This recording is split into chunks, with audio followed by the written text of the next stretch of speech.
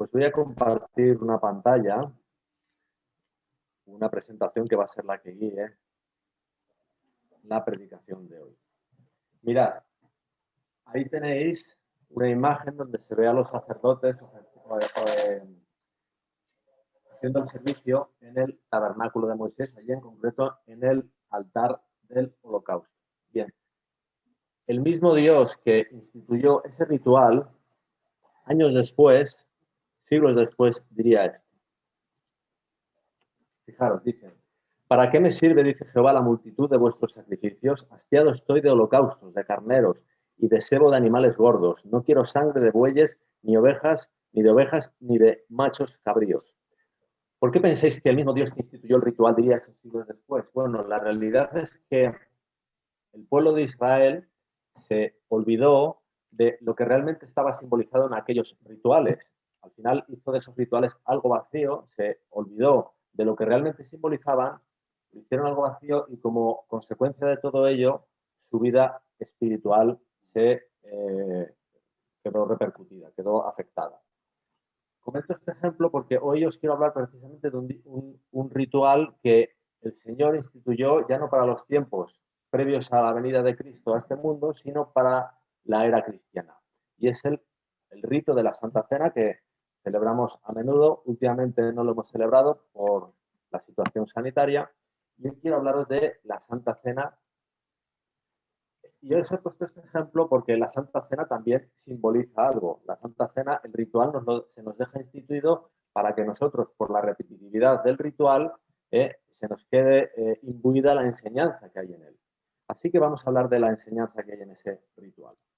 Vamos a ver el primer sitio donde se habla de esa Santa Cena, y es en la Santa Cena que celebró el Señor justo antes de su crucifixión. En Mateo 26 dice, y mientras comían, tomó Jesús el pan y bendijo y lo partió y dio a sus discípulos y dijo, tomad, comed, esto es mi cuerpo. Bueno, ahí está la primera parte que simboliza, que es el pan y simboliza el cuerpo de Cristo. El pan simboliza el cuerpo de Cristo. A continuación, en Mateo 26, 27, 28 dice, y tomando la copa y habiendo dado gracias, les dio diciendo, bebed de ella todos, porque esto es mi sangre del nuevo pacto, que por muchos es derramada para remisión de los pecados. Ahí está la segunda parte, que es el vino. El vino representa la sangre de Cristo, que está asociada a su vez al nuevo pacto, que es precisamente lo que estamos estudiando en este trimestre, el nuevo pacto o el pacto eterno. Así que el pan representa el cuerpo de Cristo, el vino representa la sangre de Cristo, que a su vez está asociada al nuevo pacto. Y ahora algo muy importante, y eso os diría la idea principal que me gustaría que retuviésemos de la predicación de hoy. El orden. Primero es el pan y luego es el vino. Alguien podría decir que el orden es este porque alguno tenía que ser, porque las cosas no se pueden decir a la vez. Primero hay que decir una y después la otra. Pero la realidad es que hay un orden. Y el primero es el pan y luego es el vino. Y lo que está simbolizado en el pan y en el vino, en otros sitios de la Biblia, con otros símbolos, se nos da siempre en ese orden. Es primero el pan y luego el vino. Así que recordemos esto bien. Bueno, aquí en el Evangelio de Marcos se nos relata también la Santa Cena, se nos dice prácticamente lo mismo, igual en el de Lucas, en el de Juan no aparece, pero sí que aparece en la carta de Pablo, en la primera carta de Pablo a los Corintios. Dice así, porque yo recibí del Señor lo que también os he enseñado, que el Señor Jesús, la noche que fue entregado, tomó pan, y habiendo dado gracias, lo partió y dijo, tomad, comed, esto es mi cuerpo, que por vosotros es partido, por vosotros es sacrificado, por vosotros es muerto. Haced esto en memoria de mí. Así que, de nuevo, el pan simboliza el cuerpo de Cristo, partido por nosotros. A continuación dice, asimismo, tomó también la copa, después de haber cenado, diciendo, esta copa es el nuevo pacto, de nuevo el nuevo pacto asociado a la sangre, al vino, en mi sangre. Haced esto todas las veces que la bebiereis, en memoria de mí. Y a continuación, en el versículo 26, dice, así pues,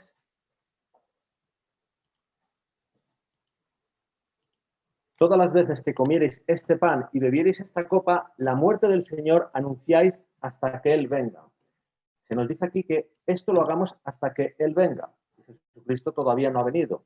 Queda muy poco para que venga Cristo, pero hasta ese momento todavía tenemos que seguir celebrando la Santa Cena, porque precisamente en la Santa Cena hay toda una enseñanza y está básicamente la enseñanza del Evangelio. Así que vamos a ver ahora un poco más de qué es lo simbolizado en el pan, qué es lo simbolizado en el vino, y yo, a pesar de la insistencia que os he dado en el orden, que primero es el pan y luego es el vino, yo voy a empezar por el vino. No por nada, sino porque voy a emplear más tiempo en el pan. Y además porque el vino es algo que estamos estudiando básicamente en este trimestre en la escuela sabática, el pacto eterno o el nuevo pacto. Bueno, pues hablando del vino, hablando de la sangre de Cristo, Pablo en la carta a los Hebreos, hablando de esa sangre de Cristo, él hace un contraste entre la sangre de Cristo y la sangre de los animales sacrificados en el tabernáculo, que eran en el santuario, que representaban precisamente a Cristo. Y él hace un contraste entre ambas sangres. Y dice en Hebreos 9:13, porque si la sangre de los toros y de los machos cabríos y las cenizas de la becerra, esos animales que representaban al verdadero sacrificio, que es Cristo, rociadas a los inmundos, santifican para la purificación de la carne, dice ahora en el 14, cuanto más la sangre de Cristo, el cual mediante el Espíritu Eterno se ofreció a sí mismo sin mancha a Dios, limpiará vuestras conciencias de obras muertas para que sirváis al Dios vivo. Es decir, la sangre de Cristo, a diferencia de la sangre de los animales, tiene el poder, tiene la capacidad para limpiar nuestras conciencias, para limpiar nuestros pecados. Eso es algo que no podía hacer la sangre del ritual, pero sí la sangre simbolizada en esos animales, que era la sangre de Cristo. Esa sí que nos puede limpiar de pecados, ¿verdad? Y fijaros que dice, el cual mediante el Espíritu Eterno se ofreció a sí mismo sin mancha de Dios. Eso es lo que la capacita, esa sangre, para limpiarnos. Él vivió una vida sin mancha en nuestra carne, él tuvo una experiencia como la nuestra, pero sin pecado. Esa sangre nos puede limpiar. Y a continuación, dice en el versículo 15, así que por eso es mediador de un nuevo pacto, precisamente por eso, porque esa sangre nos puede limpiar, es mediador de un nuevo pacto, lo que estaba simbolizado en la Santa Cena, en el vino, ¿recordáis? Para que, interviniendo muerte para la remisión de las transgresiones que había bajo el primer pacto, los llamados reciban la promesa de la herencia eterna.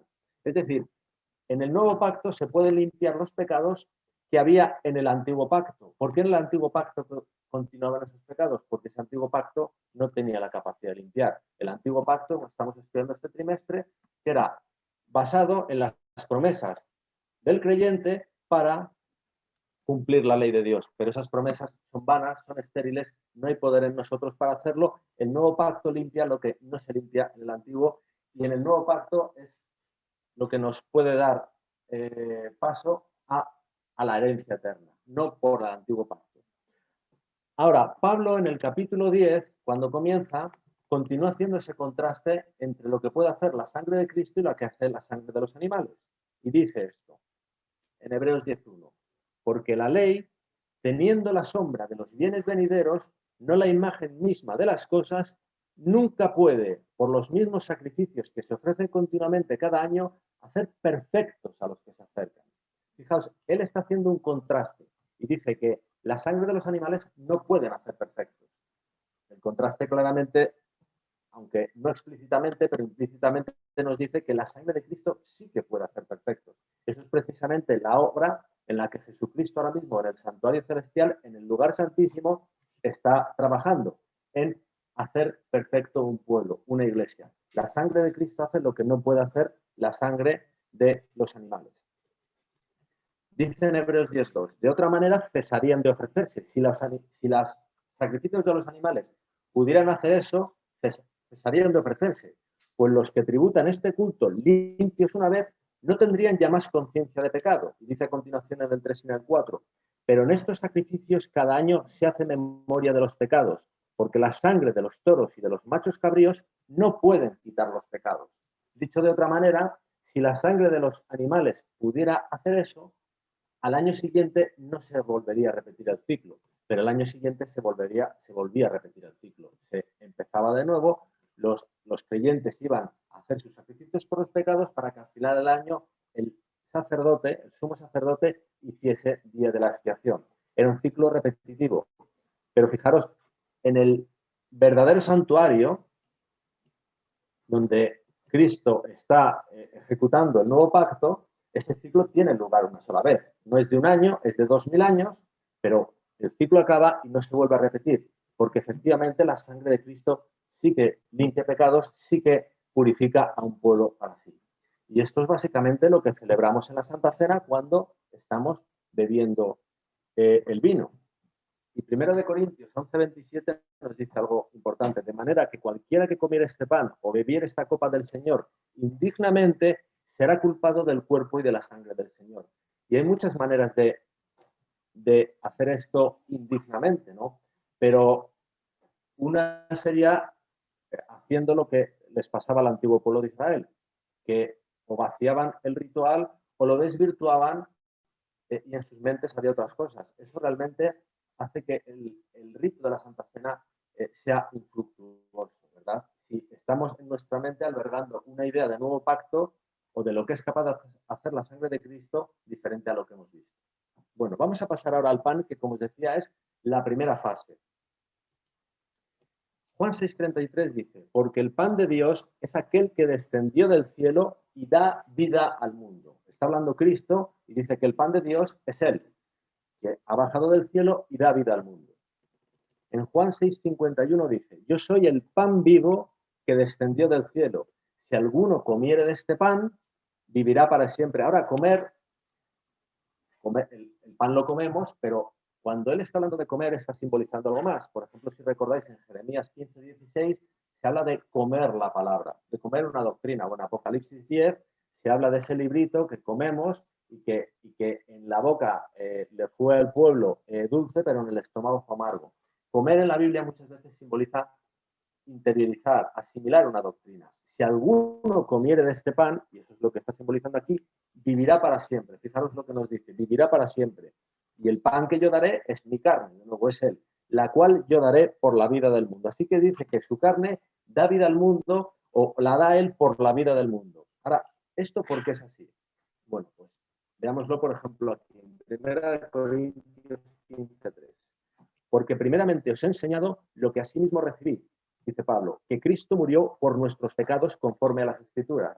Es decir, Cristo en la cruz estaba muriendo por nuestros pecados, estaba pagando la paga que a nosotros nos correspondía por nuestros pecados, de tal manera que no la tengamos que sufrir nosotros. Eso es lo que estamos celebrando en la Santa Cena, en esa primera fase del pan.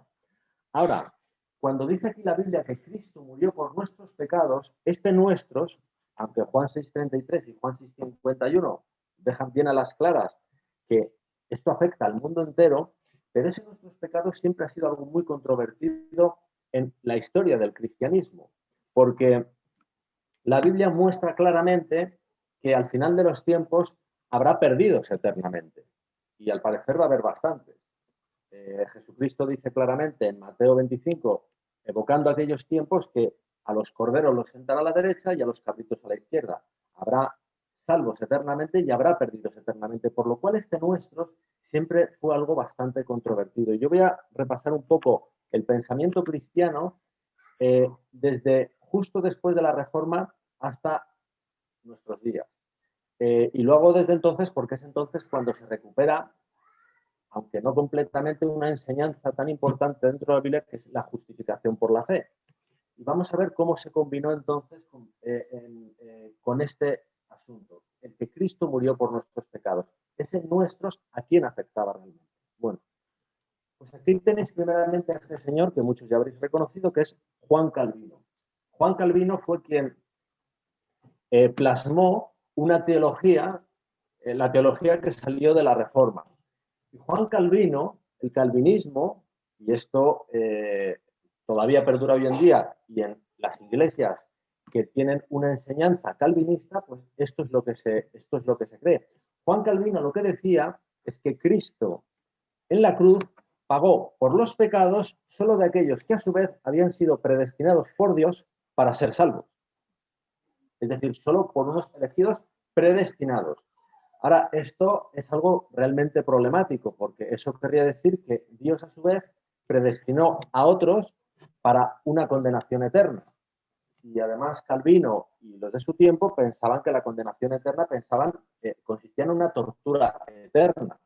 Eso la verdad es que no deja muy buen lugar a Dios y a su amor, ¿verdad? Así que eso es problemático.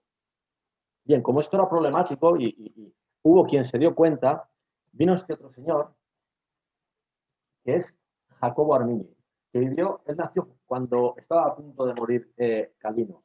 Arminio se dio cuenta de los problemas del calvinismo. Entonces, él planteó el asunto de la siguiente manera. Él hizo extensivo el sacrificio de Cristo en la cruz, efectivamente, a toda la humanidad. Pero como seguía viendo el otro problema de que la Biblia nos plantea claramente que al final de los tiempos habrá condenados, él postuló lo siguiente. Él dijo que lo que Cristo había hecho en la cruz fue una provisión, de tal manera que no es efectiva en mí, por ejemplo, hasta que yo acudo a Dios, arrepentido por mis pecados, pido el favor de Dios y entonces ahí sí, esos pecados, eso que se hizo provisión en la cruz, ya es efectivo para mí. Esto es lo que dijo Arminio. Y estas son las dos grandes corrientes que han perdurado en el cristianismo en tensión entre ellas desde la Reforma hasta nuestros días.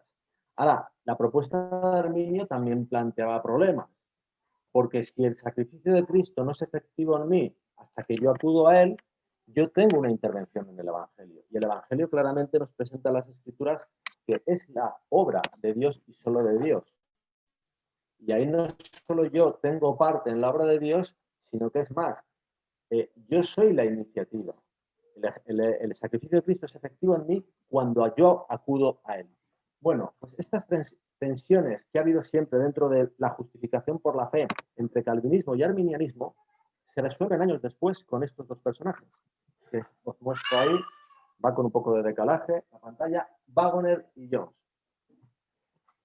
Vamos a ver una cita de la hermana White, que es muy conocida, donde ella resume cuál fue la enseñanza que trajeron Waggoner y Jones en 1888. Es la famosa cita de Testimonios para los Ministros, página 91 y 92, y ella cuenta así: en su gran misericordia, el Señor envió un preciosísimo mensaje a su pueblo por medio de los pastores Waggoner y Jones. Fijaros que el mensaje lo envía el Señor, es lo que dice aquí.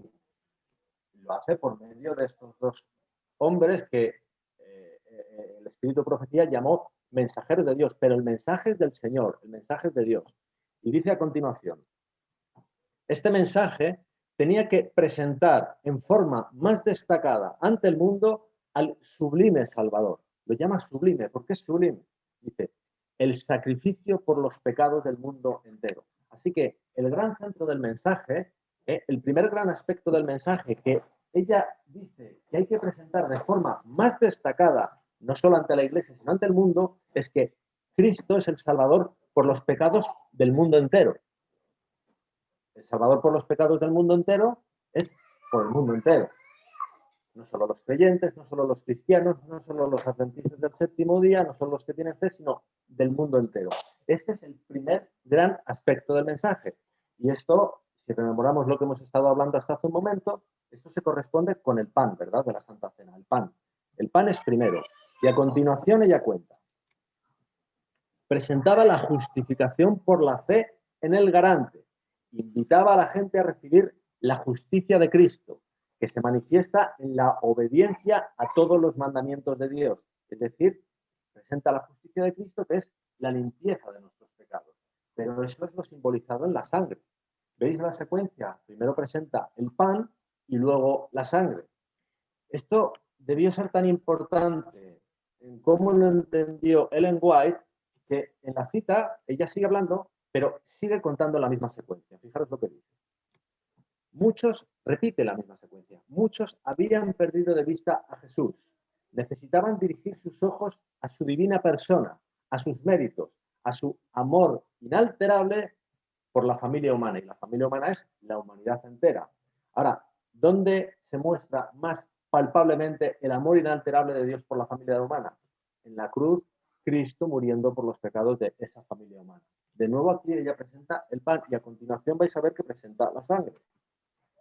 Todo el poder es colocado en sus manos y él puede dispensar ricos dones a los hombres, impartiendo el inapreciable don de su propia justicia al desvalido agente humano. Desvalido porque él no puede hacer eso. El ser humano es inútil ante eso y cuando lo intenta hacer, por eso que la Biblia llama el antiguo pacto, entra en un ciclo infructuoso, un ciclo de frustración y no puede hacer nada. Pero Dios, Cristo sí que tiene ese poder. ella presenta de nuevo primero el pan y luego la sangre. Y ella a continuación concluye esta cita tan conocida, perdón, diciendo, este es el mensaje que Dios ordenó que fuera dado al mundo. Lo que acabamos de ver, que no es sino el Evangelio, sintetizado en esas dos fases, simbolizadas por el pan y el vino. Es el mensaje del tercer ángel, que ha de ser proclamado en alta voz y acompañado por el abundante derramamiento de su espíritu. Derramamiento de su espíritu que no nos trae sino la enseñanza del Evangelio en toda su plenitud. Ahora, hermanos, esto que cuenta aquí el espíritu de profecía, yo ahora os voy a presentar cómo lo cuenta el propio Waggoner retrospectivamente, rememorando cómo él llegó a todas estas enseñanzas.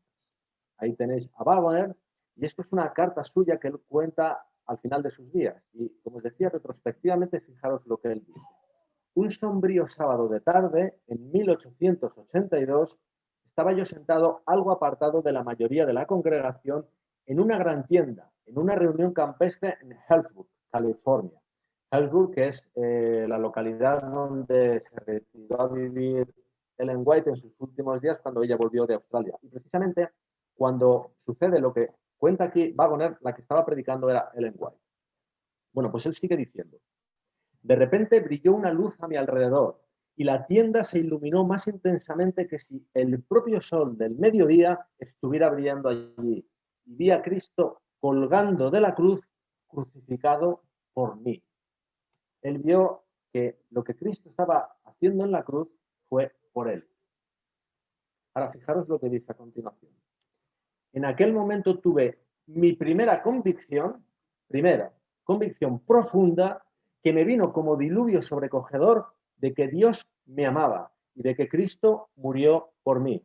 Fijaros, esa fue para él la primera impresión, convicción profunda que le vino como diluvio sobrecogedor de que Dios le amaba. Yo estoy seguro que él, que era adventista, escuchó muchas veces que Dios es amor y que Cristo le amaba, pero él ahí tuvo la primera convicción profunda. ¿Cuándo? Cuando contempló a Cristo muerto por él, por sus pecados. Y fijaros lo que dice a continuación. Entonces supe, porque estaba ante mi vista, que Dios estaba en Cristo reconciliando consigo al mundo. Y él ahí está parafraseando 2 Corintios 5:19. Y fijaros lo que dice ahora. Yo era el mundo entero con todo su pecado. Es decir, Waggoner lo que entendió es que lo que él estaba visualizando para él afectaba al mundo entero. Él, por así decirlo, él estaba representando al mundo entero. Cristo estaba muriendo por el pecado del mundo entero. Eso es lo que entendió Waggoner ahí, y fue la primera gran convicción profunda de que Dios le amaba, y si le amaba a él y él le representaba ahí a la humanidad, Dios ama a la humanidad entera. Y dice a continuación, resolví inmediatamente estudiar la Biblia a la luz de aquella revelación. Fijaros que, por así decirlo, es su punto de partida para el estudio, a la luz de aquella revelación, a fin de poder ayudar a otros a ver la misma verdad. Y esto lo escribe él en una carta fechada el 16 de mayo de 1916, poco antes de morir. Ahora, es muy importante que este extracto que yo he sacado de la carta, es muy importante ver lo que él dice justo antes del extracto. Y os lo voy a mostrar ahora, porque fijaos lo que dice. Comencé realmente a estudiar la Biblia hace 34 años, en 1882, cuando le aconteció lo que él ha relatado, que os acabo de leer.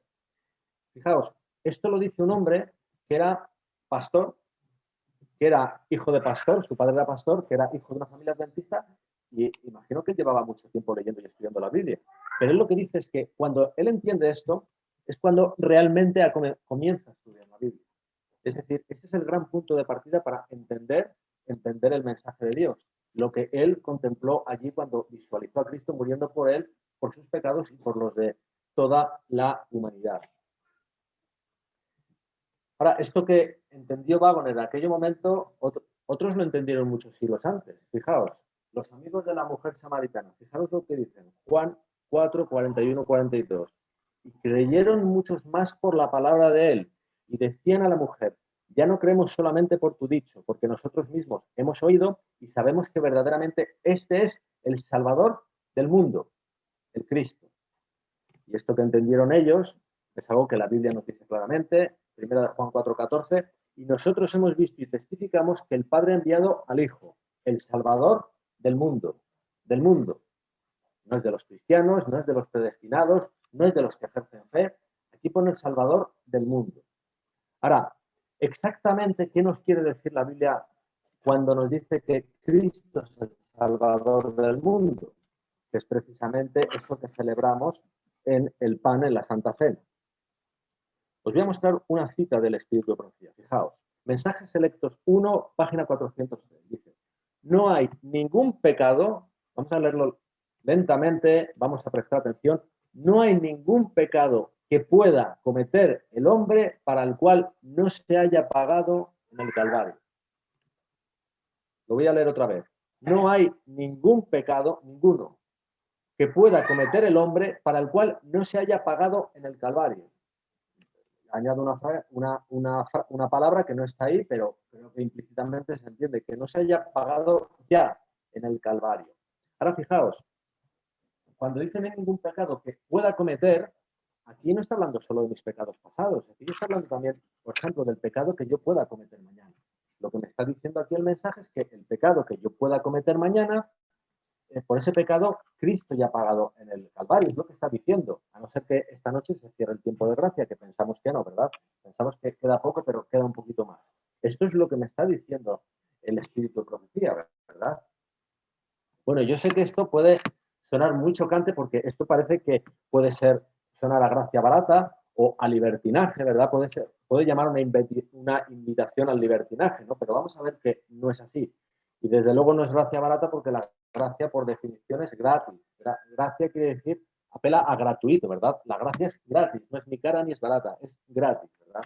Bueno, esta frase del Mensajes Selectos 1 es posible que no la hayáis leído nunca, aun cuando hayáis leído ya Mensajes Selectos tomo 1. Y os digo esto porque os voy a mostrar cómo aparece la frase en el Mensajes Selectos 1 tal y cual está editado en las ediciones habituales, tal y como está publicado en las ediciones habituales de Mensajes Selectos 1 en español. Dice, no hay ningún pecado que pueda cometer el hombre para el cual no se haya hecho provisión en el Calvario. No es lo mismo, ¿verdad? Arriba dice que se ha pagado y abajo dice que se ha hecho provisión. Bueno, yo os voy a mostrar aquí cómo está la cita original en inglés. Para los que entendáis inglés, podéis juzgar por vosotros mismos.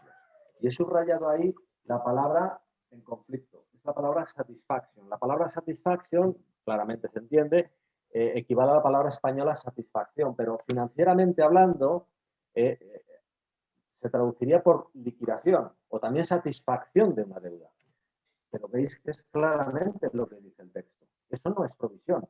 Quien tradujo esto, yo estoy seguro de su muy buena voluntad, pero creo, es una suposición mía, es una especulación, que posiblemente fue traicionado precisamente por una mente arminiana, porque el arminianismo, recordamos que lo que proponía era eso, que lo que hace Cristo en la cruz es una provisión para que esa paga que hace Cristo por mis pecados sea efectiva cuando yo me llego a Él.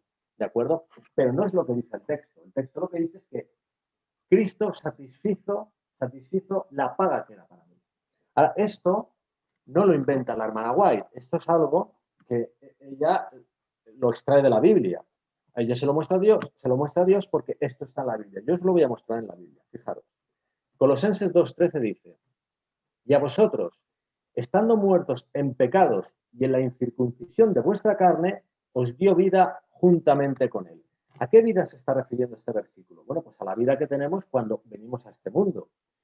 Esta no es la vida que se nos da cuando tenemos el nuevo nacimiento, cuando aparece la nueva criatura. Esta es la vida que se nos da cuando Dios nos trae a este mundo. ¿Por qué sabemos que es esta vida a la que se refiere?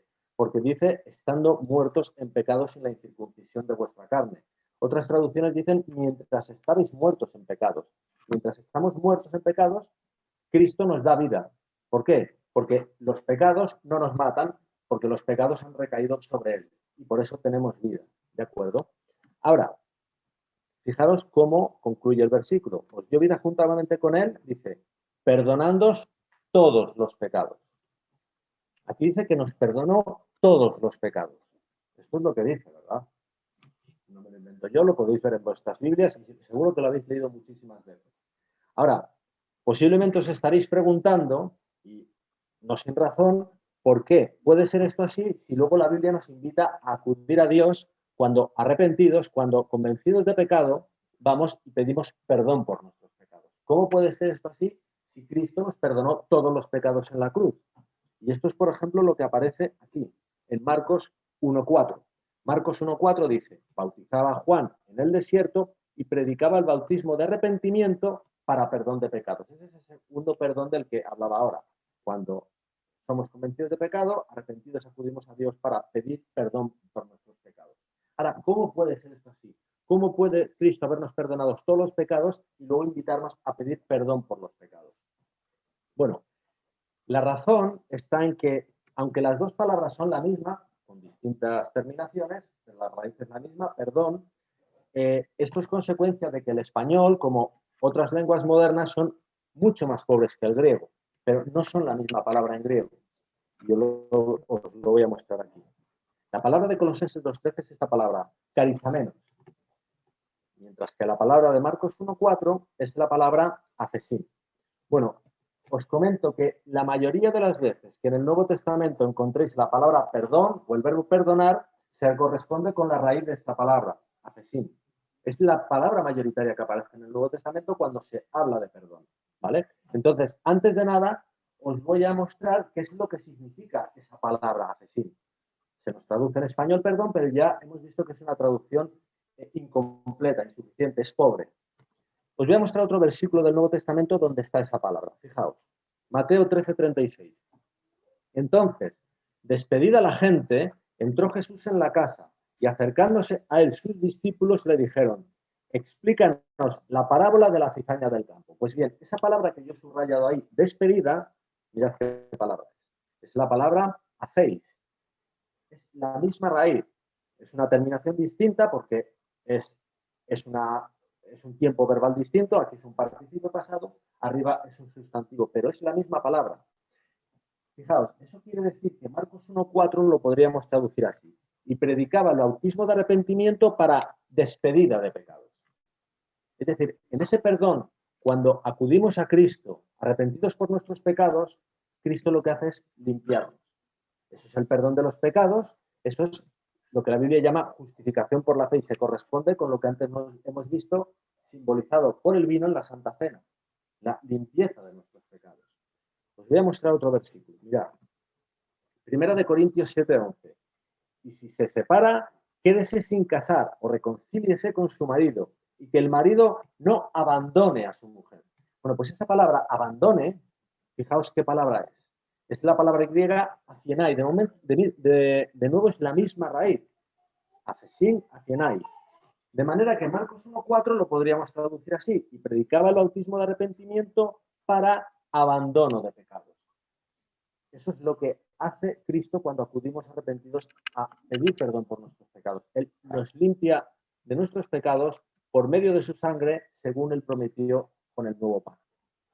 Eso es lo que es ese perdón de pecados. Ahora, entonces, ¿cuál es el perdón que se nos da en Colosenses 2.13? Cuando dice que en la cruz Cristo nos perdonó todos los pecados. ¿Y eso se correspondería con el pan?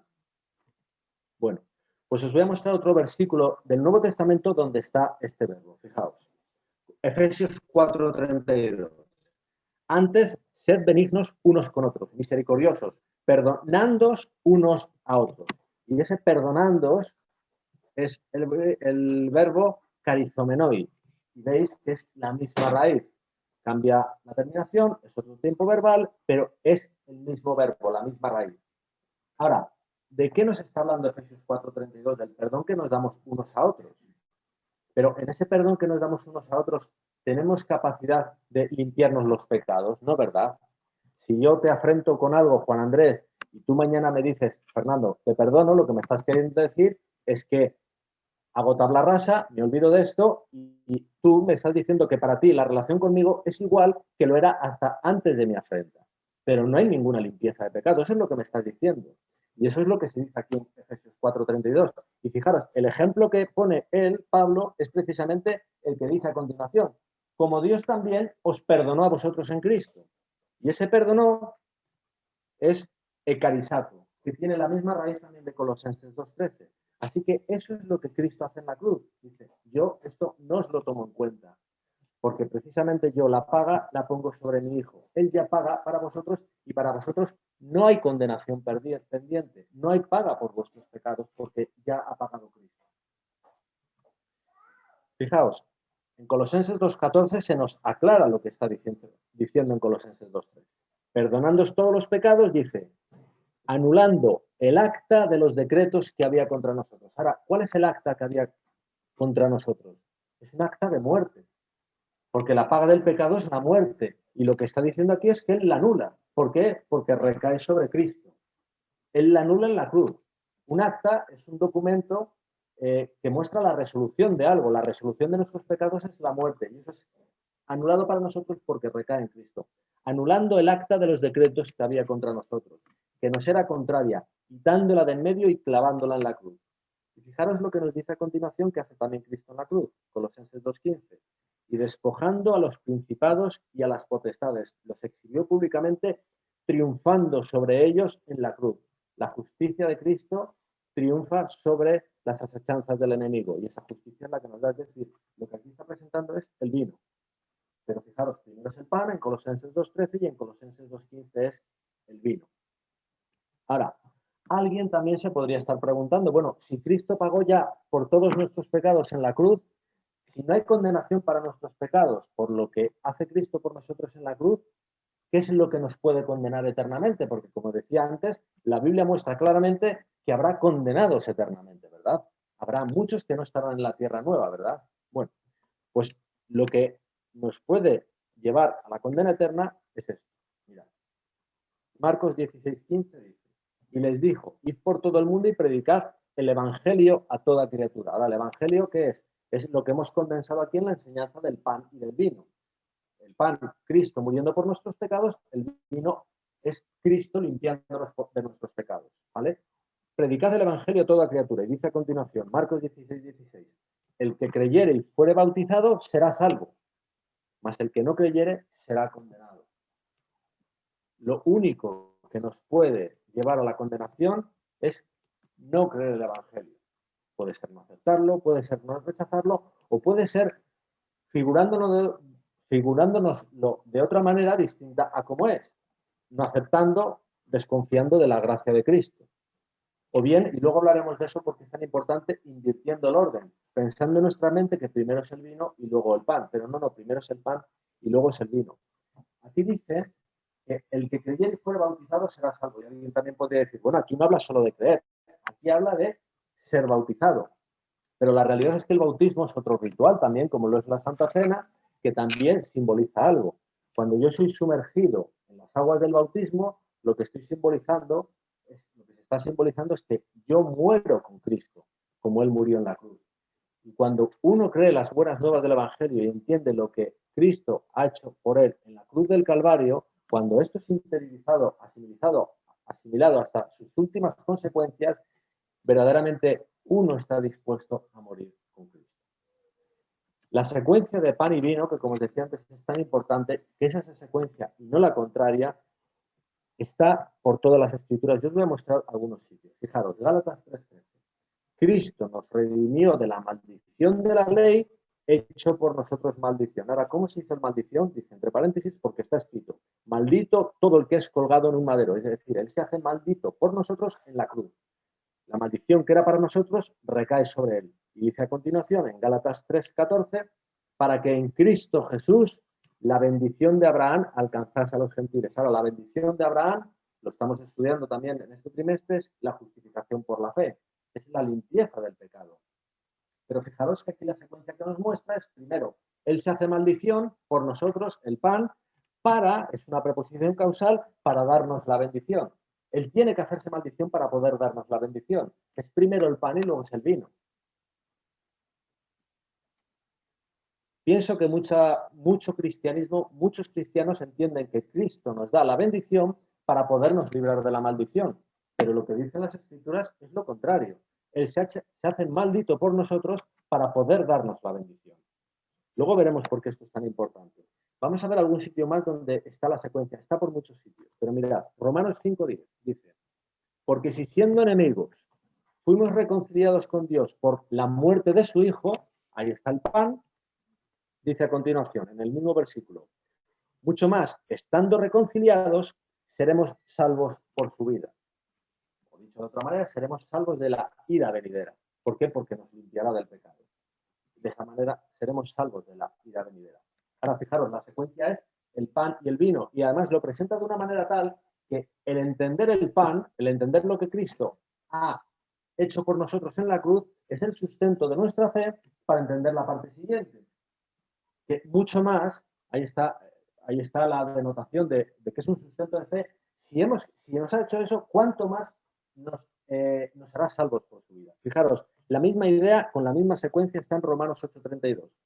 El que no escatimó ni a su propio Hijo, sino que lo entregó por todos nosotros, en otras palabras nos está diciendo, si Él ya ha hecho esto, dice a continuación, ¿cómo no nos dará también con Él todas las cosas? De nuevo, primero es el pan y luego es el vino. Y el pan es el sustento para que creamos que el vino es cierto, que Cristo tiene ese poder.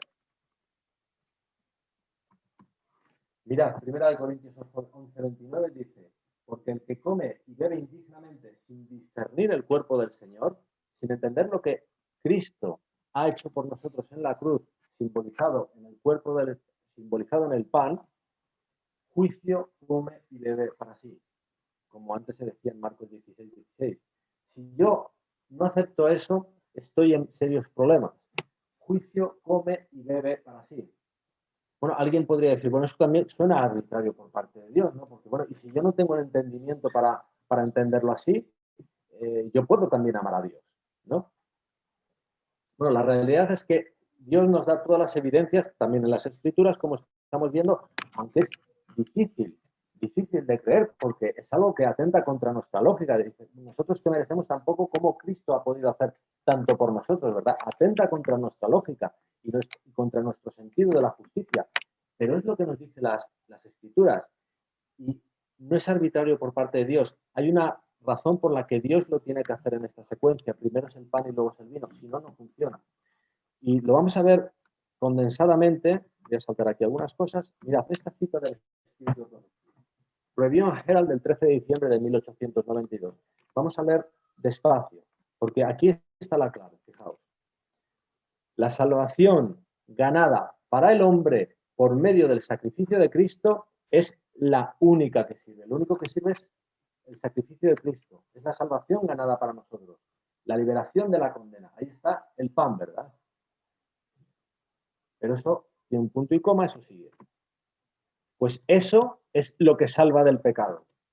Allá no es la salvación de la condena, es la salvación del pecado. Eso es el vino. Primero es el pan, luego es el vino. Lo que nos salva del pecado es la condenación de Cristo. La paga que hace Cristo por nosotros en la cruz. Pues es eso lo que salva del pecado, la causa de toda la miseria y los lamentos del mundo. Y ahora vamos viendo un poco más. La misericordia de Dios es lo que continuamente atrae a Jesús al pecador. Es decir, el motor de nuestra vida cristiana es el amor de Cristo, que es plasmado en toda su dimensión en la cruz cuando Él paga por nuestros pecados. Es eso lo único que nos puede motivar correctamente. Si nuestra motivación es el deseo de recompensa o el deseo de eludir un castigo, una condena eterna, mi motivación es una motivación egoísta. Es así, hermanos. Lo único que nos puede motivar correctamente es la misericordia de Dios plasmada totalmente en la cruz del Calvario, con Cristo pagando por nuestros pecados. Si éste responde en penitencia y confesión, haciéndose por fe a la esperanza puesta ante él en el Evangelio, Dios lo aceptará. Pues al corazón contrito y humillado no despreciarás tú, oh Dios. Y ahora os voy a mostrar una frase que quizás os había preocupado, de algo que quizás os había preocupado. Fijaros lo que dice. Así, la ley de Dios no es devaluada por el Evangelio. Hemos podido ver algo que quizás nos invitaba a pensar que en todo esto la ley de Dios es devaluada, ¿verdad? Cristo ha pagado ya por mis pecados, ha pagado ya por mis pecados que yo pueda cometer mañana, entonces, bueno, esto suena a libertinaje. Parece que la ley de Dios es devaluada, ¿verdad? Pero no lo es. La ley de Dios no es devaluada por el Evangelio. Ahí viene una coma porque a continuación dice por qué es así. Dice, sino que se rompe el poder del pecado y el centro de la misericordia se extiende al penitente pecador. En otras palabras, el que Cristo por lo que ha hecho en la cruz, quite de nosotros la amenaza de una condena que está siempre sobre nuestra mente como una espada de Damocles, es lo que rompe el poder del pecado. Y esto es la mayor de las enseñanzas psicológicas que hay en el mundo. Por eso dice la hermana White en Mente, Carácter y Personalidad, que las mayores enseñanzas de psicología están en la Biblia. Ahí es donde está la Biblia. La realidad es que todos lo experimentamos en nuestra vida, funcionamos bien bajo amenaza. La amenaza que puede estar en nuestra mente, sea verdadera o sea imaginada, es algo que nos bloquea, que nos paraliza. Y Dios simplemente, en lugar de poner esa posible amenaza, lo que ponen nosotros es la seguridad de su amor. Eso rompe el poder del pecado, quita el bloqueo que tenemos de nosotros. Y como os decía antes, esto tampoco lo inventa la hermana White, esto es algo que está plasmado claramente en la Biblia. Y os lo voy a mostrar también. El espíritu de profecía tiene la ventaja de que lo utiliza con un lenguaje fácil, un lenguaje moderno, adaptado a nuestra manera de hablar habitual, ¿verdad? Moderna. Pero esto es enseñanza bíblica. Mira, Primera de Corintios 15, 56. Ya que el aguijón de la muerte es el pecado, lo que causa el pecado es la muerte es el pecado, porque la paga del pecado es la muerte, dice. Y el poder del pecado, la ley. El poder del pecado es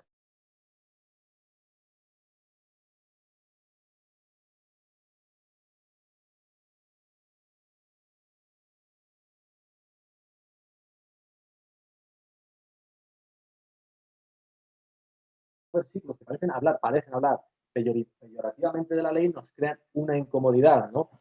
Y siempre tenemos dificultades para aclararlos, pero vamos a aclarar qué quiere decir esto. El poder del pecado es la ley. Mirad, vamos a dejar ahí aparcado el versículo y os voy a mostrar otro versículo donde está la palabra poder. Romanos 1:16. Dice, porque no me avergüenzo del evangelio, porque es poder, poder. Fijaos, esta palabra poder es la palabra griega dunamis. Y dunamis es una palabra griega que da lugar a la palabra española dinamita. Pero la dinamita es algo poderoso, ¿verdad? Es algo que explota y se lleva por delante todo lo que haya. Esto es lo que nos está queriendo decir Cristo, que es el Evangelio. El Evangelio tiene poder realmente para salvación, pero ¿para salvación de qué? De nuestros pecados. El Evangelio realmente nos puede salvar de los pecados. Ahora, a todo aquel que cree, a todo aquel que cree, ¿el qué? El Evangelio, simbolizado de nuevo por ese pan y ese vino en esa secuencia, el pan y el vino. Ahora, esa palabra dunamis es la misma palabra de abajo, de 1 Corintios 15, 56. La palabra dunamis. Fijaros, el Evangelio es poder para salvación y la ley es poder del pecado. ¿Por qué? Lo que nos está queriendo decir aquí no se está hablando peyorativamente de la ley entendida como el carácter de Dios.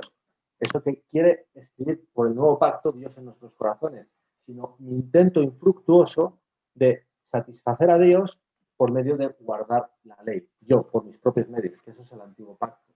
Eso me mantiene en el pecado. Eso da poder a mi pecado, como decía antes la hermana White, y me imposibilita salir de mi continuo ciclo de intento-fracaso, intento-fracaso. Fijaros lo que dice Pablo después de Romanos 1:16. Antes hemos visto en la cita de la hermana White que la ley de Dios no es devaluada por el Evangelio, ¿verdad? Pues fijaros lo que dice en Romanos 1:17. Porque en el Evangelio la justicia de Dios se revela por fe y para fe. Es decir, el Evangelio no solo no devalúa la ley de Dios, sino que hace que la justicia de Dios, el cumplimiento de los 10 mandamientos, se muestre. ¿Por qué? Por fe en el Evangelio. No la devalúa en absoluto, sino que posibilita que realmente pueda llevarse a cumplimiento. Fijaros, esto Pablo lo cuenta en otro sitio, con otras palabras, pero para mí muy gráficas. Fijaros lo que dice en 2 Corintios 3:6. El cual asimismo nos hizo ministros competentes de un nuevo pacto, que es simbolizado en el vino. No de la letra, sino del espíritu. Dice, porque la letra mata. Y aquí lo que está diciendo, si veis el capítulo entero, está comparando antiguo pacto, nuevo pacto, está comparando las tablas escritas en piedra con las tablas escritas en nuestros corazones. Lo que está diciendo es que mi intento de guardar la ley de Dios, por leer la ley de Dios y yo intentar cumplirlo, me mata. Eso realmente no solo no tiene poder de salvación, sino que tiene poder para perpetuarme en mi ciclo de intento-fracaso, intento-fracaso. La letra me mata. Y esta idea la muestra Pablo en otros muchos sitios. Y es muy importante que entendamos estos versículos donde Pablo habla de una manera que se nos hace incómoda para entender, habla de la ley de una manera incómoda para una manera tradicional de entender el adventismo, una manera equivocada. Fijaros, Romanos 6:14 dice, porque el pecado no se enseñoreará de vosotros, pues no estáis bajo la ley, sino bajo la gracia. Si el pecado no se enseñorea de vosotros, ¿qué quiere decir? Que el pecado ha perdido su poder, ¿verdad? Ahora, ¿cuándo sucede esto con el pecado? Cuando no estamos bajo la ley, intentando satisfacer la ley por nosotros mismos, sino bajo la gracia. Ahora, esta palabra gracia, mirad qué palabra es en griego. Carim. ¿Os suena? Es la misma raíz que vimos en Colosenses 2:13. La gracia de Dios se plasma ¿dónde? En lo que leíamos en Colosenses 2:13.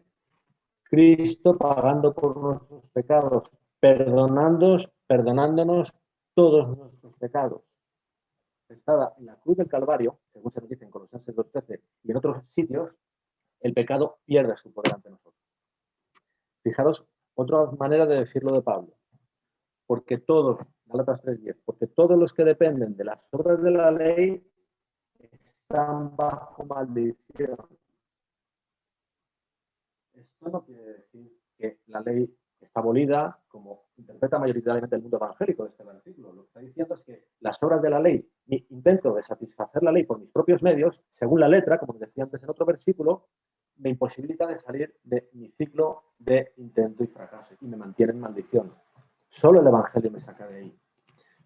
Y para mí lo muestra esto Pablo magistralmente en un último sitio que os muestro. Hebreos 2:14. Fijaos lo que dice. Así que por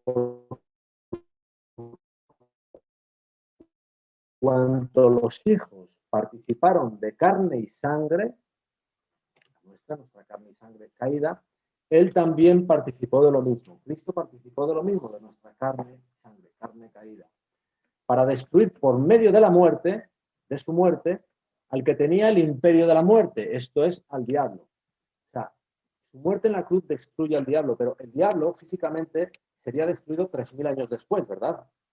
Todavía quedan 1000 años, después del milenio será cuando se ha destruido. Es la destrucción de su poder. Aquí lo que dice es que la muerte de Cristo destruye el poder del diablo. Y en Hebreos 2:15 nos dice por qué. Y librar a todos los que por el temor de la muerte, es decir, por el temor de la muerte segunda, por el temor de la condena eterna, estaban durante toda la vida sujetos a servidumbre, la servidumbre del pecado. ¿Qué es lo que nos mantiene en la servidumbre del pecado? El temor a la condena, olvidándonos de que la condena ya recayó sobre Cristo. Y esta es la vivencia, tristemente, de, yo diría, la mayoría del mundo cristiano, que de una manera u otra intentan ganar el favor de Dios, olvidando que ya lo tienen porque Cristo pagó por ellos. Y nos dice Efesios 1:6 que sois aceptos en el amado. Y esa realidad nos dice deseado todas las gentes en su último capítulo que afecta a toda la humanidad. Sois aceptos en el amado. Nos dice, intentad infructuosamente ganar el favor que ya tenéis. Por el temor de la muerte estaban durante toda la vida sujetos a servidumbre. Y ya concluyo, todo esto se plasma magníficamente, fijaros este versículo, Isaías 45:22. Dice Dios, mirad a mí y sed salvos. Miradme a mí crucificado en el Calvario y sed salvos. Todos los términos de la tierra. ¿A quién afecta esto? A todos los términos de la tierra. No está hablando a los creyentes, no está hablando a predestinados, no está hablando a los que ejerzan fe. Dice, mirad a mí todos los términos de la tierra y sed salvos, mirándome a mí, lo que yo he hecho por vosotros.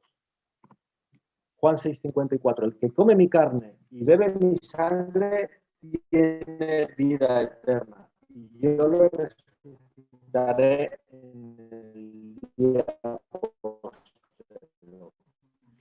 En ese orden, el que come mi carne y bebe mi sangre, Cristo ha hecho por él en el Calvario, con seguridad irá raudo a beber su sangre, porque entenderá que todos los pecados que él pueda seguir cometiendo, han contribuido también a crucificar a su Salvador.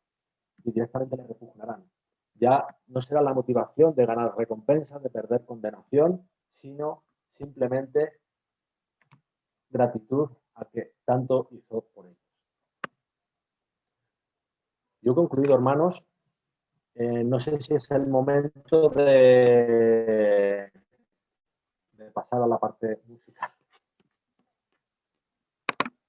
Es ya el momento. Bueno, os cuento antes algo de eso. Un momento, Pablo. Mirad, ya sabéis que a mí me gusta mucho la música. Entonces, esta mañana precisamente, mientras nos vestíamos, ¿verdad, Estela? Estaba recordando algo que creo que puede sintetizar, además, con una música muy bella, precisamente lo que he intentado trasladaros hoy, ¿verdad? Es una música de Wagner.